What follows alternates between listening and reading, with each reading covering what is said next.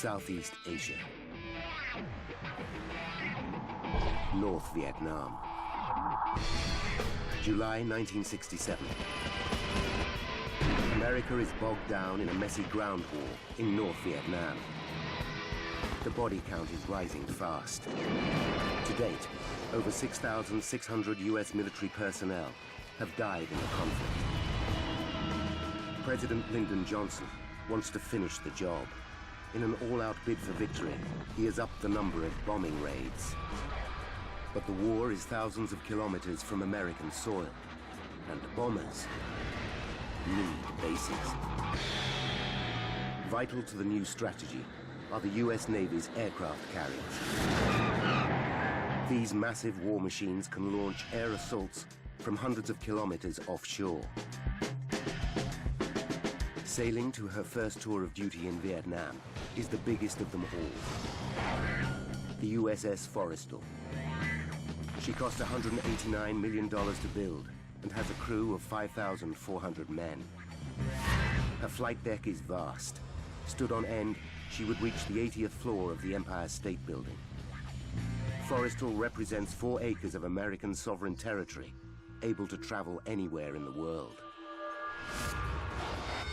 July 29th, 8 a.m. The ship has reached the Gulf of Tonkin, 160 kilometers off the coast of North Vietnam. She has been stationed here for 5 days, launching bombing raids against the Viet Cong. These are dangerous waters. 3 years earlier, enemy fire hit a warship just a few miles from here. In the event of an attack, the ship has 8 5-inch guns with a range of 22 kilometers. In charge of these weapons is Petty Officer Milt Crutchley. Command ready. Zebra set. Milt is from Frederick, Maryland. Aye. He's just 20, but in command of 2 junior sailors. So far, he's had a quiet war. The whole 2.5 years I was on board Firestal, we never once fired the guns in angle or in defense of the ship. But Milt's war is about to change dramatically.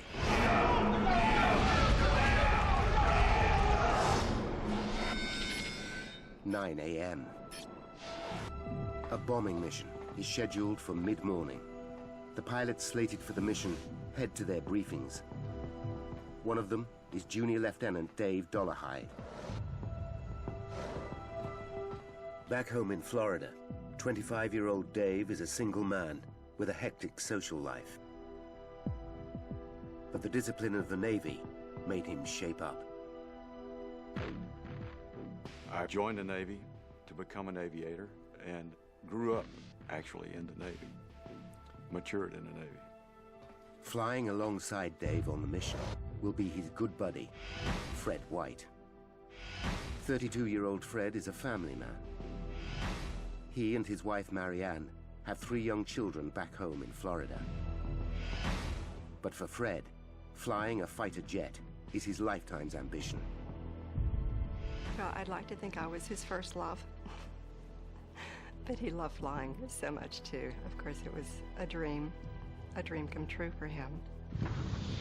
The squadron commander briefs Dave, Fred, and the other pilots on their mission. Morning's briefing. The target is a railway line on the outskirts of Hanoi, just south of the Chinese border.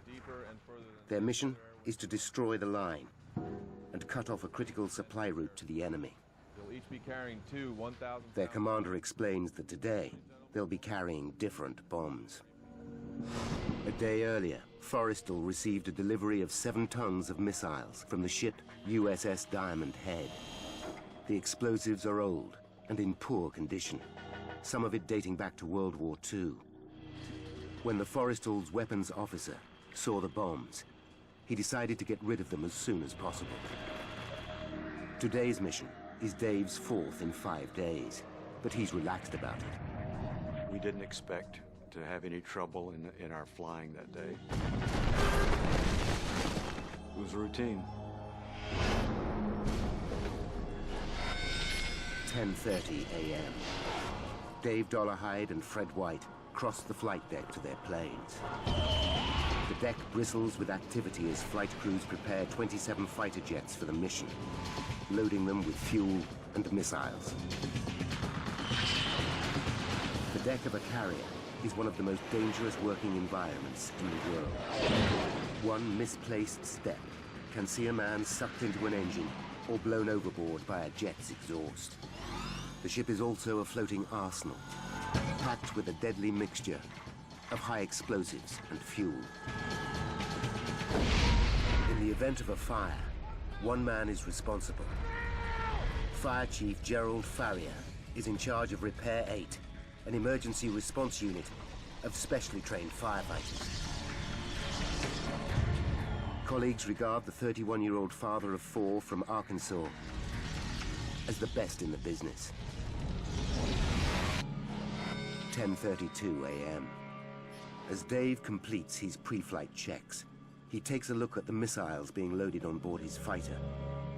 One catches his eye. It's an older device, delivered yesterday. He's not impressed. The bomb was large, not designed for high-speed carriage. It had rust all over it from being in storage for a long time. But there's no time to worry. There's a tight schedule to keep. Dave and Fred climb into their cockpits and make final adjustments. The bombing mission is just minutes away. The planes are Skyhawk A4E bombers. They're fast, nimble jets, able to carry 2.7 tons of explosives. 6 Skyhawks crowd the port aft deck at the back of the carrier. Dave Dollarhide's aircraft is 2 planes away from Fred White's. Their job is to bomb the railway line, but for that, they'll need support. Over on the starboard side stand 7 McDonnell Douglas F-4 Phantom jets. Flying Phantom number 110 will be senior pilot Jim Bangert. His job is to protect the mission by destroying anti-aircraft guns on the ground. The Phantom is twice as fast as the Skyhawk and armed to the teeth.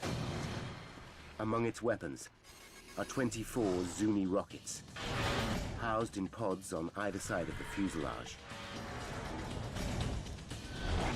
With a top speed of 2,600 kilometers per hour and a range of 8 kilometers, each 2-meter Zuni packs a devastating punch.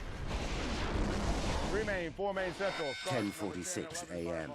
The ship swings into the wind to give its planes maximum lift for takeoff. Forrestal's steam-driven catapults hurl the first 2 planes into the air. They accelerate from 0 to 240 kilometers per hour in 3 seconds. A cameraman records the action.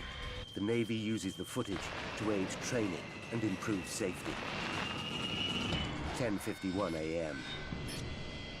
The planes are powered up by mobile generators, while deck crew arm the missiles and the pilots make their final checks. 10:51 and 21 seconds. Dave Dollarhide and Fred White prepare to take their turns on the catapult. Suddenly, there's a flash and a loud bang. Jet fuel spills onto the flight deck and spreads rapidly.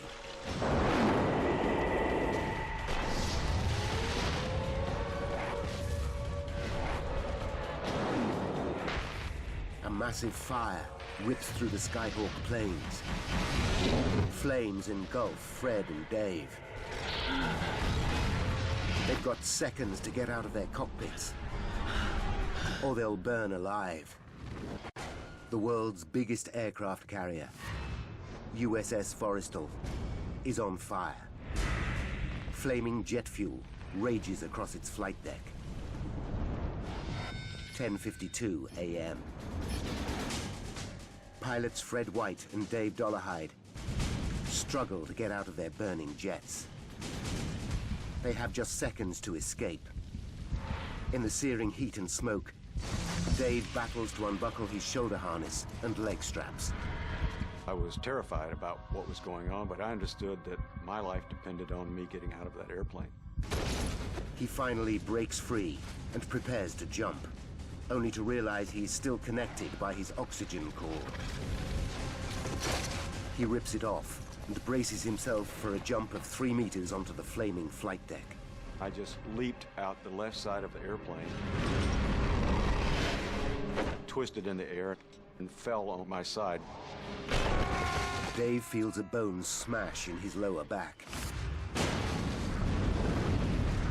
He writhes on the deck in agony, unable to get to his feet. The flames spiral out of control as Fire Chief Gerald Farrier and his men race to the blazing Skyhawks. The footage shows Gerald reaching the fire first, armed only with a handheld extinguisher. He gives it a test blast to check it's working, then starts spraying it on the flames beneath the first Skyhawk.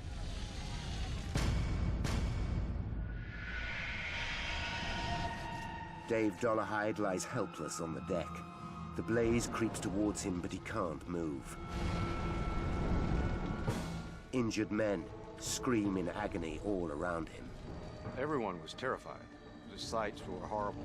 The fire and the shrapnel. Everyone was fearful that they would be next. Dave looks back at the row of burning Skyhawks. Some of his fellow pilots are still trapped. I could see people running from the fire, people still in their cockpits. Defenseless against the fire that was around. 10:52 and 55 seconds. 94 seconds after the start of the fire, Gerald Farrier and his men are still battling the flames. A massive explosion rocks Forrestal. The shockwave is so intense, it causes a brief glitch on the ship's camera. The blast instantly kills Gerald and most of his firefighting team. Then, 9 seconds later, another huge explosion. This second blast is even more powerful and rattles the supercarrier to its core. The impact punches a 3-meter-wide hole in the armor-plated deck. Burning jet fuel pours through the breach into the heart of the ship. Below deck, men burn alive. In the mayhem, crew members battle to get the situation under control.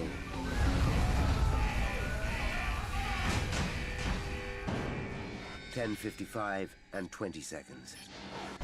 The fire has been blazing for almost 4 minutes. In the gun control room, Milt Crutchley and his men await orders, convinced that they're under attack. From here, they can fire the ship's 8 guns and fight back. Ron, get some water. But black smoke seeps in and fills Joe, the room. come over here. Help me seal up this door. They stuff wet rags into the door seals. Milt knows if they can't keep the smoke out, they'll die. Most people that die in fires, it's not from the flames, it's from the smoke. So even if you're away from the flames, the smoke can still kill you. Dave Dollarhide still lies on the flight deck. But time is running out. He's got to get away before he's burned alive by the flames, or blown to pieces by another explosion. Adrenaline surges through his body, and despite suffering a broken hip and elbow, he forces himself to his feet. He can hear bombs sizzling behind him, but can he get clear in time? The fire was everywhere, and the thought going through your mind is to just escape. Dave makes it a few meters from the wreckage, when a third explosion blows him off his feet.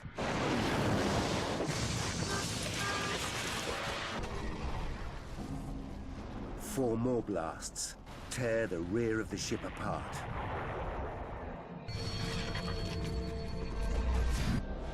(10:57 a.m.) It's less than 6 minutes since the fire started, but the ship itself is now in serious danger of sinking. Condition zebra throughout the ship. Alarms sound, and watertight doors close all over the carrier. This is condition zebra, sealing off the damaged compartments to limit the spread of fire. But closing the hatches cuts off many escape routes. Milt Crutchley's men fear they are trapped. I'm the senior guy. They're looking to me, you know, are you going to get us out of this alive, or is this it? There is one exit. A hatch in the gun control room leads to a platform on the outside of the ship. Milt calls the bridge to check if the platform is safe. Man ready. Zebra set. He's told it's ablaze. He must find a different escape route. 10:58 and 20 seconds. Crew members spot Dave Dollarhide's motionless body on deck. They haul him to his feet. To their astonishment, he's still conscious. He's dragged to safety. Just in time. They make it to the sickbay, but Dave fears the danger isn't over. We could hear the noises on the hangar deck above us, and we knew the fire was still raging. But fire is no longer the primary threat. The crew pump millions of gallons of seawater into the port hold of the ship to tackle the blaze. In a cruel twist, they're putting themselves in grave danger. USS Forrestal and 5,400 men are close to sinking. The aircraft carrier USS Forrestal is in a critical situation. She lists badly, and sailors struggle to fight fire above and below decks. Leading Petty Officer Milt Crutchley is trapped in the gun control room with his two-man team, as thick black smoke fills the room. They lie on the floor, gasping for the last scraps of air. They say there are no atheists in foxholes. There's no atheists on burning ships either. I was saying a prayer to God, you know, to get me out of this. Milt faces a life or death dilemma. If they stay here, the smoke will kill them. If they exit via the hatch onto the gun platform, they risk being burned alive.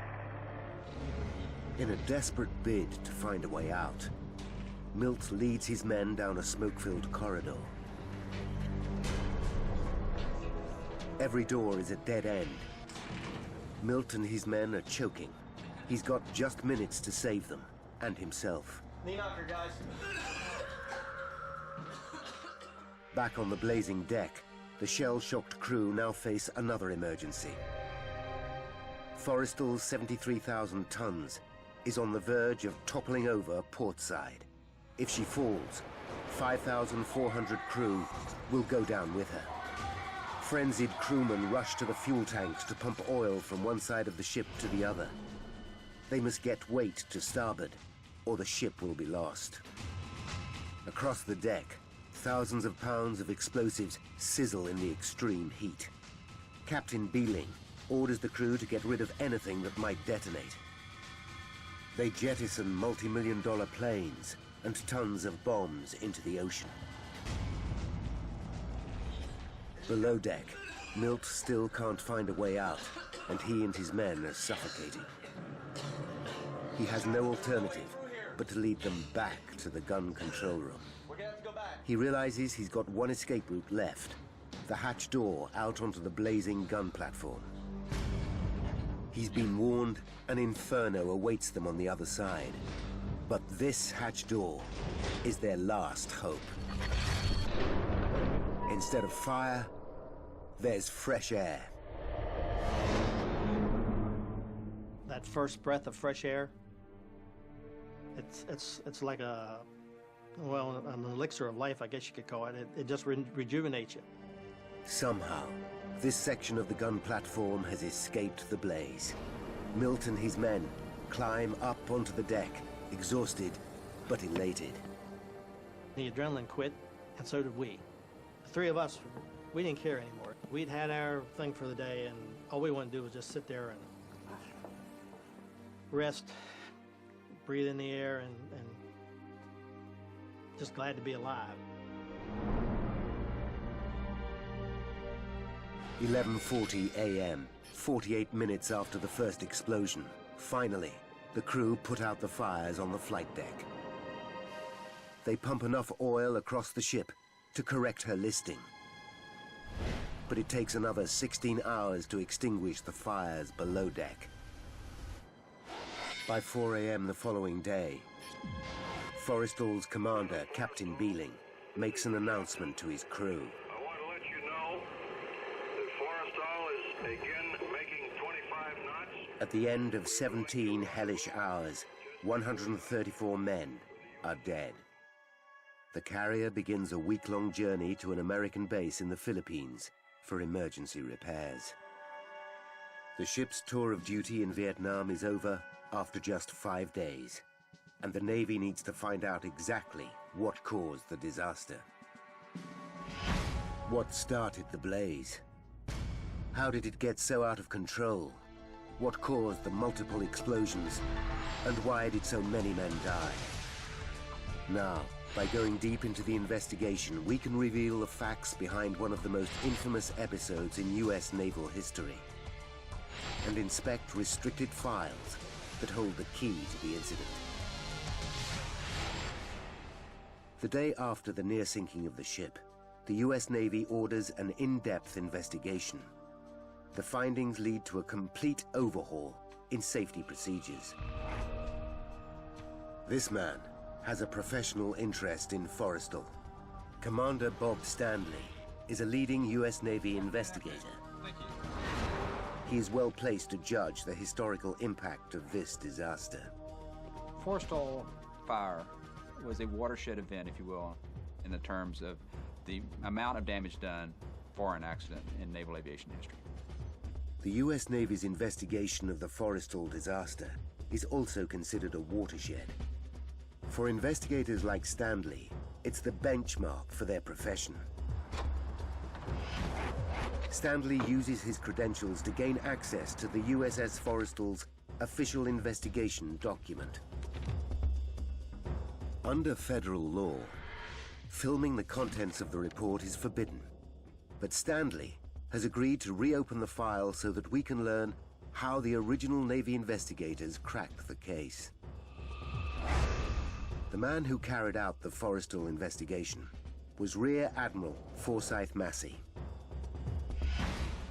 Massey is now dead, but back in 1967, the respected officer put his reputation on the line by vowing to get to the bottom of the Forrestal disaster. His most important piece of evidence is footage shot by the onboard camera. Massey orders copies of the footage. He hopes this will reveal all. The Pilot Landing Aid Television System, or PLAT, is no ordinary camera. A radar link displays the aircraft's speed on a dial at the top of the picture.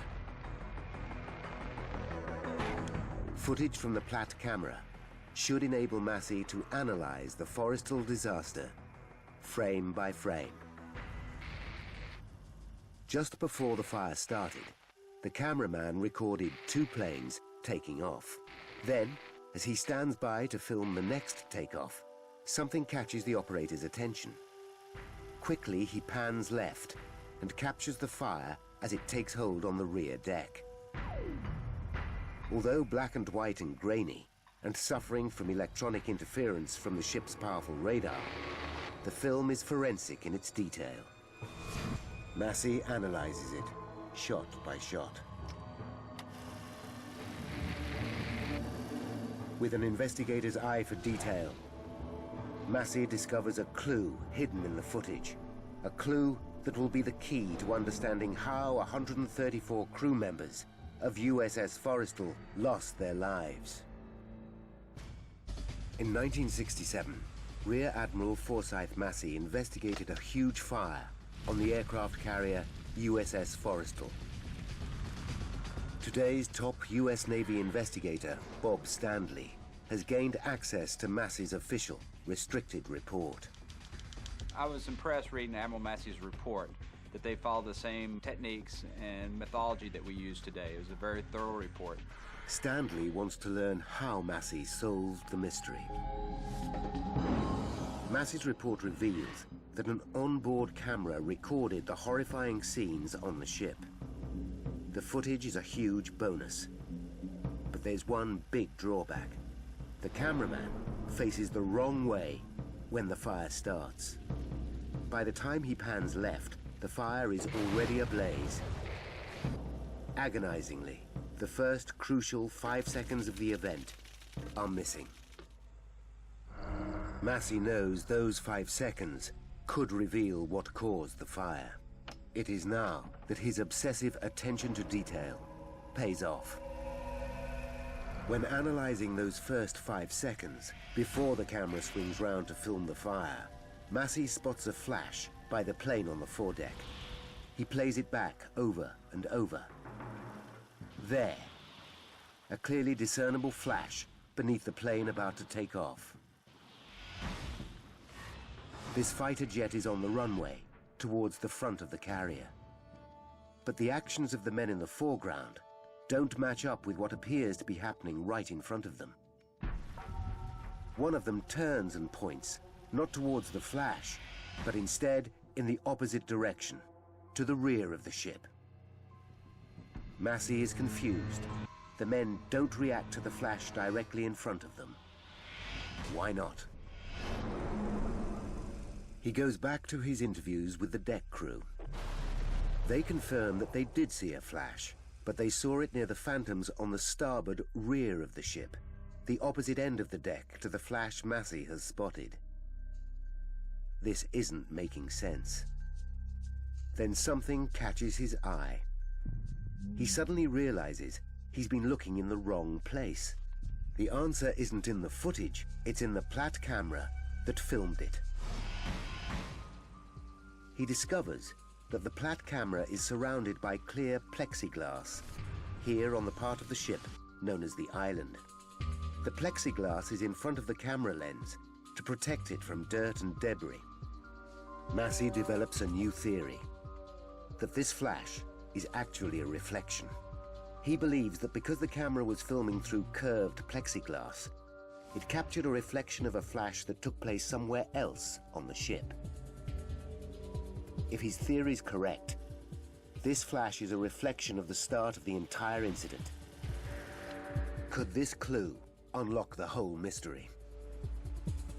To find out, Massey arranges an optical test.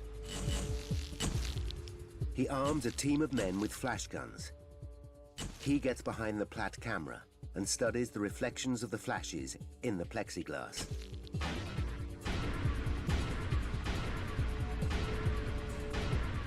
At last, one flash perfectly replicates the original flash caught in the plexiglass seconds before the fire started. This helps him locate the exact spot where the flash happened. Now, by analyzing detailed deck plans based on the Platt camera footage, and by applying basic geometry, Massey comes up with his theory as to what triggered the disaster. He reasons that the flash must have come from the Phantom at the very end of rear starboard deck. That plane is Phantom 110. It's Jim Bangert's fighter. Somehow, according to Massey's theory, Phantom 110 launched a rocket which struck Skyhawk plane 405 directly opposite. But this raises more questions than it answers. How could a rocket, a 2-meter Zuni, fire across the deck and cause such devastation? Each Phantom has a built-in safety mechanism to stop just that.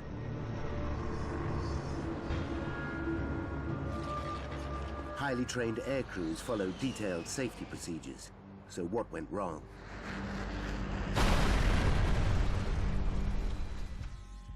Was it human error, an electrical failure, or even a breakdown in the Forrestal's safety procedures? With many other Phantoms in service, are more disasters lying in store for the US Navy? Massey needs to check out the safety mechanisms on Bangert's Phantom to find out why they failed. But Bangert's jet is at the bottom of the ocean, so Massey tracks down another Phantom. To understand what Massey found out, present-day investigator Bob Stanley needs to trace a Phantom of similar vintage. The F-4s have been out of commission since 1996. But the National Warplane Museum in Horseheads, New York, owns a good example. It's kitted out for action like the one that Bangert flew. Each launch pod connects to the cockpit controls via an electrical circuit. When the pilot presses the fire button on his joystick, it sends a signal to the pod, which launches the rocket. But on the deck of an aircraft carrier, this should be impossible due to a simple fact. As a safety measure, launch pods are not electrically connected to the cockpit until seconds before takeoff. It's only when the plane is on the catapult that deck crew ready the launch pods for combat. They do two things to achieve the connection. Crew members remove a safety pin from the pod, and they plug in a device called a pigtail. Once plugged in, the pigtail completes the electrical circuit between the launch pods and the pilot's joystick. Now, if a Zuni rocket is accidentally released, as in this demonstration, it fires harmlessly out to sea. The whole system should be foolproof. So why did the safety procedures fail this time? Massey now makes a discovery. The safety pins are anything but safe. When they are in position, the safety pins act as a circuit breaker. But Massey finds out that high winds on deck can pull on the pin's ribbons, ripping them out of the holes. The crew have even found some lying on deck. And Massey's investigation establishes there was a high wind on the day of the fire. In order for this pin to be effective, it needs to be completely seated. In high wind condition like they had that day of 32 knots, these pins have been known to come out partially and also completely. Massey believes that on the day of the disaster, the safety pin had been blown out of its position in the launch pod. But there was a backup safety mechanism. The pigtail. It's only when the pigtail is plugged in that a rocket can be fired. That's why the crew are ordered to plug them in just seconds before takeoff. But in interviews with the men, Massey discovers exactly why a Zuni rocket went off. Massey's investigation now takes him back a few weeks to Forrestal's journey to Vietnam. During training missions on the way over, pilots argue that plugging in the pigtail while a plane is on the catapult slows down operations. If there's a malfunction, the plane has to be removed from the catapult. That holds up the other planes in the queue to take off.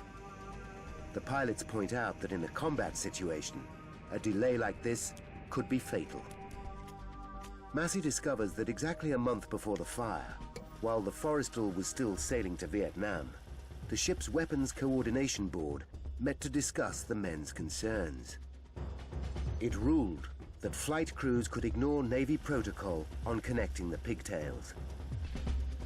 From now on, they could plug them in not when the planes were on the catapult facing out to sea, but when they were on the rear deck facing each other.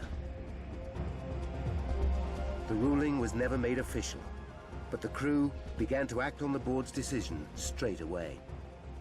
Once the pigtail is plugged in, then the aircraft has complete electrical power from the airframe all the way to the missile launcher. Massey now knows there was nothing to prevent an electrical pulse reaching the pod of the Phantom and setting off a rocket. Clearly, an electric pulse did activate the rocket, but where did the pulse come from? That's his next puzzle, and the biggest mystery yet. Could it be that pilot Jim Bangert pressed the fire button? Massey listens again to a recording of his interview with Bangert. Under oath, the pilot states that he flipped just one switch to turn on the plane's power. Massey decides to carry out his own checks on Bangert. he discovers that the pilot has an impeccable service record and is one of the ship's safety officers. Massey believes Bangert, but that doesn't help him trace the source of the electrical pulse. He listens to Bangert's testimony over and over. Yes, sir. I started up the starboard side engine, and I felt the jolt, and I saw... Suddenly, he makes the connection. A power surge. He knows the jets on Forrestal have to be powered up before takeoff by an external source. Once the mobile generator powers up the plane, Bangert needs to flip a switch in the cockpit to change the power supply from the external source to the internal system. Massey suddenly realizes this is the key moment. When you move these switches to on, that is when the missile fired. It was really the shift of power sources. It was unregulated there for a brief moment, giving a transient surge of power. At the precise second Bangert flips the switch, a shower of stray electrical currents surge through the plane. One rogue current finds its way into the circuit that connects the joystick to one of the launch pods. With the safety pin out and the pigtail plugged in, the current reaches the pod and fires the deadly rocket. 56 kilograms of high explosive whip across the deck and launch disaster.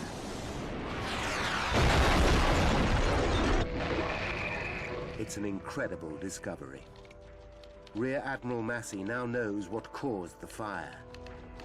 But what he urgently needs to find out is why the fire raged out of control so quickly. Fires are a regular hazard on the deck of every aircraft carrier. On average, there's one every 5 days on Forrestal. Highly trained and well-equipped firefighting teams are on board to extinguish these blazes quickly. So why did they fail so spectacularly in putting this one out? Massey looks at the Platt footage to investigate how the crew tackled the original blaze. When the fire first breaks out, Chief Fire Officer Gerald Farrier rushes towards the Skyhawks holding only a handheld extinguisher. Other members of his 8-man team grab the hoses. But just 94 seconds after the start of the fire, when there's a huge explosion, everything changes. Gerald Farrier dies in the furnace of flames. 5 more firefighters are killed instantly, and the blast badly injures the other 3 in the team. In a matter of seconds, all the trained firefighters are out of action. Untrained men now fight the inferno. As the original footage reveals, they use both water and foam. But a seasoned accident investigator like Massey recognizes that this is a disastrous error. The crew should only use foam.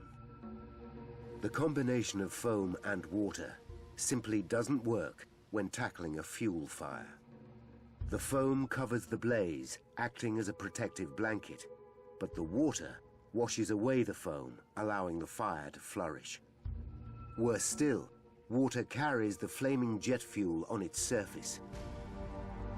Unwittingly, the crew actually spread the fire. It was an uncontainable fire at that moment for the crews. They were overwhelmed and they did not have the training to contain the fire on the Forrestal. So Massey knows why the fire spread so rapidly. But this still doesn't explain the single biggest mystery about Forrestal. What caused the series of deadly blasts that killed so many crew? Naval accident investigator Forsyth Massey now knows what triggered the Forrestal disaster. A rogue Zuni rocket slammed into a Skyhawk jet.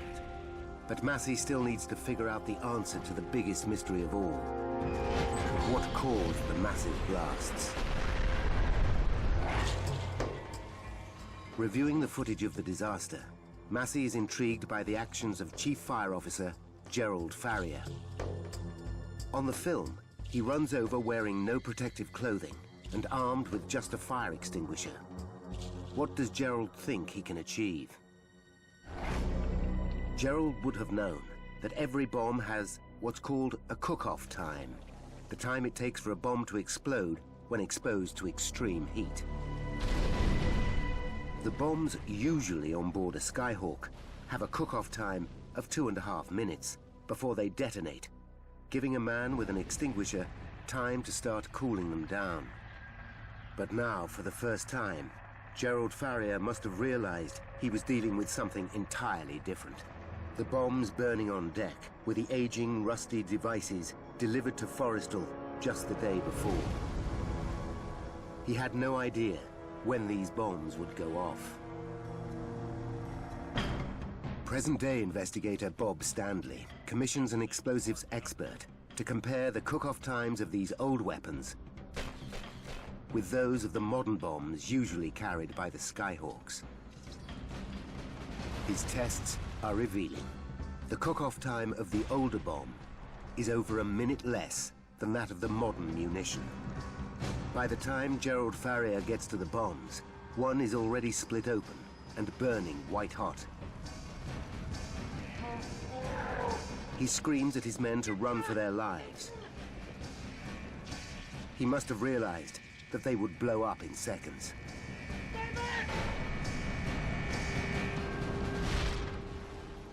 He was not concerned about his own personal safety, and so he sacrificed his life in an attempt to save the ship. In all, 7 of the older bombs on board Forrestal detonate. Had the Skyhawks been armed with their usual weapons, Gerald would have had an extra minute to prevent detonation. And that, according to the explosives expert, would have given him enough time to stop the bombs going off. If we'd have had just 60 more seconds, more than likely we would have been able to get the fire under control a lot quicker, which would have prevented other weapons from going off. In his final report, Massey confirms the decision to arm Forrestal with old, decaying bombs is the cause of many of the 134 deaths. The old bombs were on board because in 1967, the US military was running out of explosives. Yet the government was increasing the number of bombing missions to Vietnam. So the fateful decision was made to arm Forrestal with these older, more volatile weapons.